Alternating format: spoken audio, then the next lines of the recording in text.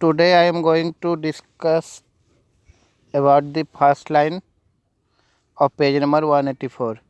Stereotyping of gender role may vary from culture to culture, but the fact remains most behavioral differences between male and female are determined by society.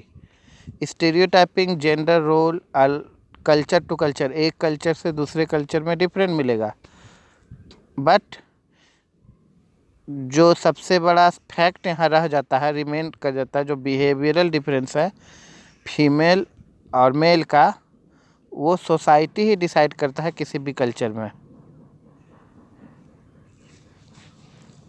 Gender inequality, अब हम लोग next पढ़ेंगे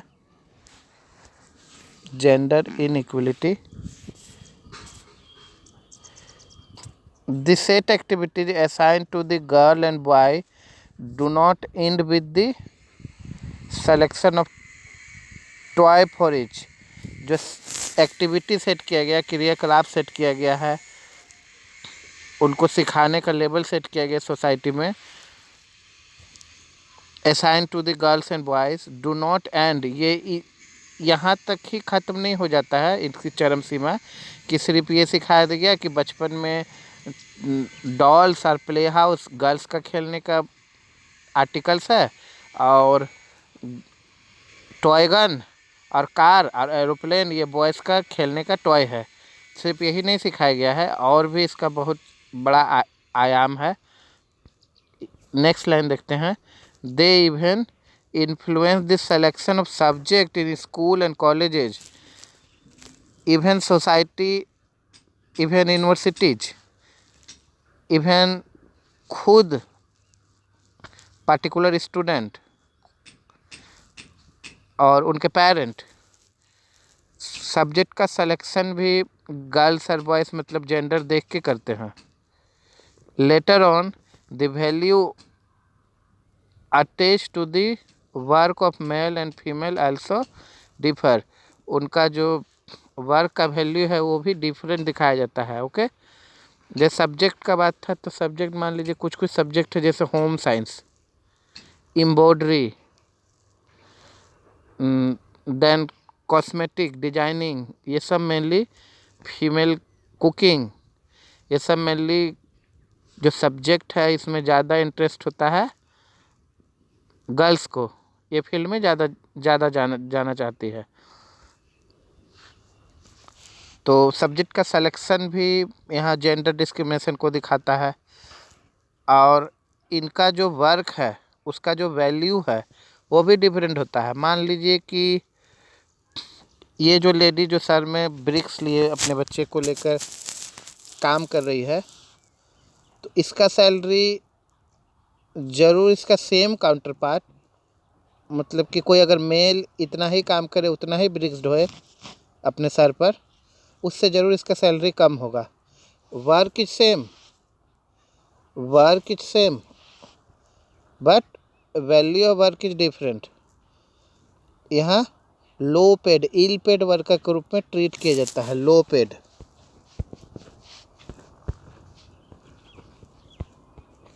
लो paid कम salary, या इल paid मतलब जिनका payment खराब हो उसको इल पेड वर्कर बोलते हैं। ओके, तो girls are, females are always treated as ill paid worker in most of the cases. Next para देखते हैं।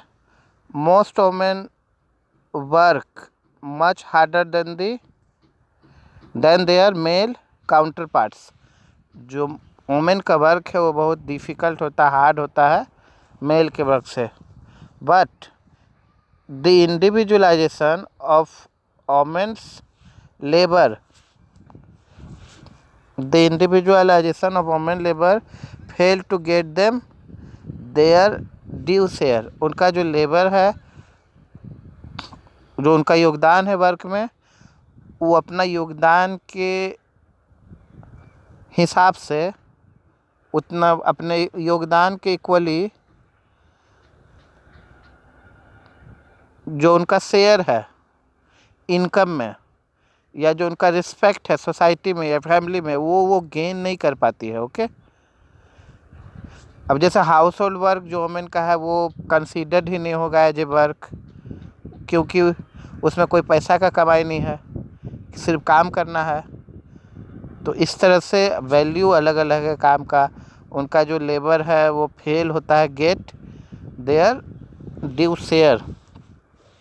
आगे देखते हैं next line, the house work and child care are not considered work.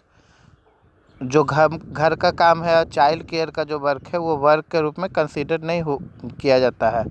The condition of rural women is quite sad, बहुत ही ख़राब है ग्रामीण महिलाओं की स्थिति।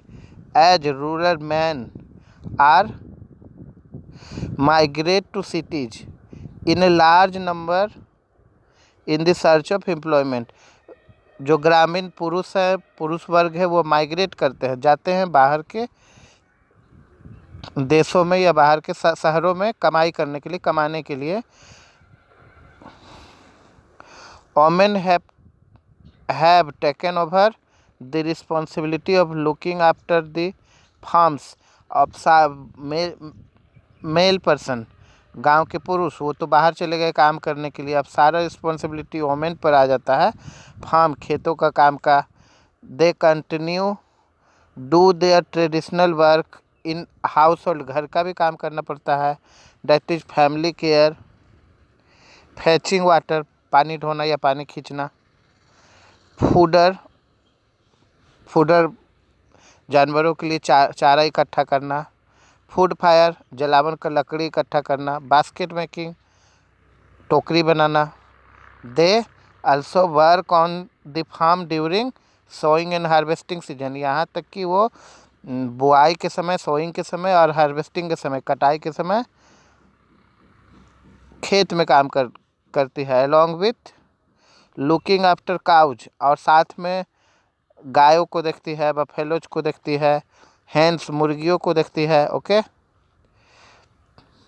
The list of their work is endless, और उनका काम का कोई अंत नहीं है, फिर भी उनका काम वर्क का रूप में कंसीडर नहीं किया जाता। इतना ज़्यादा योगदान होने के बाद वैल्यू नहीं है सोसाइटी में, फैमिली में, नेशनल इनकम में वोमेन का वैल्यू नहीं है या कम दिखाया जाता है। Okay, now next para, the domestic made in big cities also work very hard, live under the unhygienic condition and lead a life without dignity। जो शहरों में मेड का काम करती है वो अनहाइजेनिक,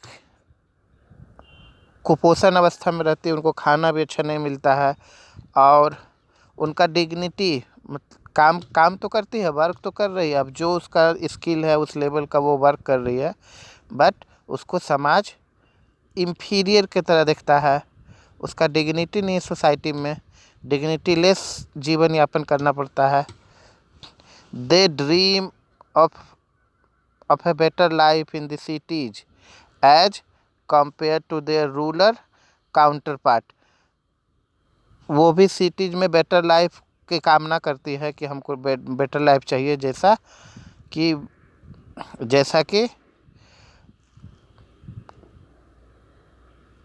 गांव में अदर महिलाओं का इज्जत है, सम्मान है, खेत में भी काम करती है बट उनका सम्मान अच्छा है गांव में, बट सिटीज में उनको घृणा के दृष्टि से देखा जाता है, इंफीरियरिटी के दृष्टि से देखा जाता है, 200-500 रुपया कमाने वाली लेबर के रूप में देखा जाता है। This is not good, not fair, this is इनफ्रूटफुल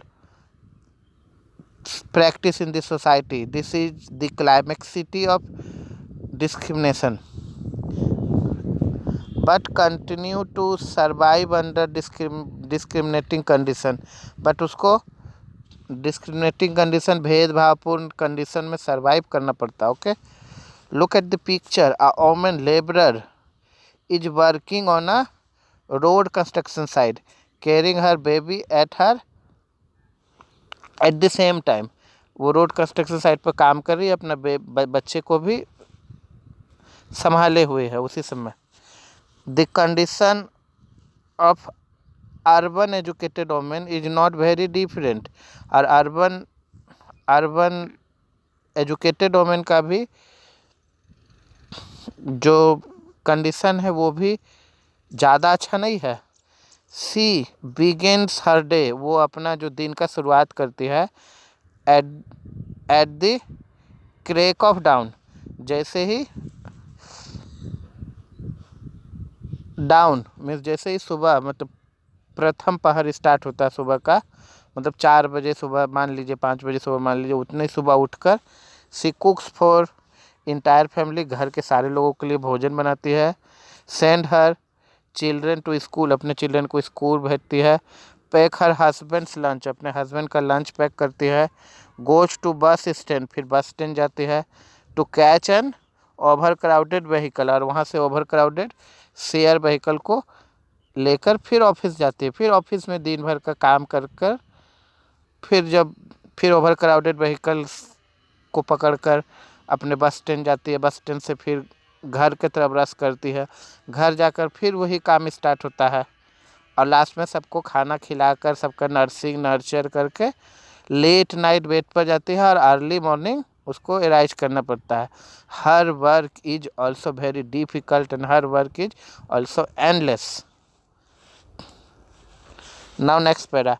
eight the work she has perform her duties equivalent to her male counterpart, जो वर्क प्लेस में भी वो अपना ड्यूटी अपना जो मेल वर्कर है उसके समतुल्य वर्कर है। मान लीजिए टीचर है, कोई फीमेल टीचर है और मेल टीचर है, क्लास 7-8 में पढ़ाने वाला, तो जितना स्ट्रगल, जितना हार्ड लेबर करना पड़ता है फीमेल टीचर को, उतना ही वर्क करना पड़ता है मेल टीचर को भी। तो काम तो उतना ही करना पड़ता है, घर का भी काम करके आई, फिर जाकर घर का भी काम करना है। Okay, once back in the home once back home in the evening she has to complete the household chores and then manage to catch a few hours sleep, और किसी तरह से मैनेज करके कुछ घंटे सो लेती है। Before following the same routine the next day, और फिर अगली सुबह उठकर उसको सेम काम करना पड़ता है। The work she does at home is uncountable, वो वर्क जो वो घर में परफॉर्म करती है उसका कोई गिनती नहीं, अनकाउंटेबल है। Okay, it is not considered productive, ये जो उनका वर्क है प्रोडक्टिव नहीं है, उससे कोई इनकम नहीं होता, कोई पैसा कमाई नहीं होता, वो सिर्फ एक सेवा है जो मैं भारतीय महिला को करना है और करना पड़ेगा, और वो करती जाती है, चुपचाप और सहते रहती है समाज का थोपा गया वर्क जो एंडलेस वर्क है। Okay, thank you.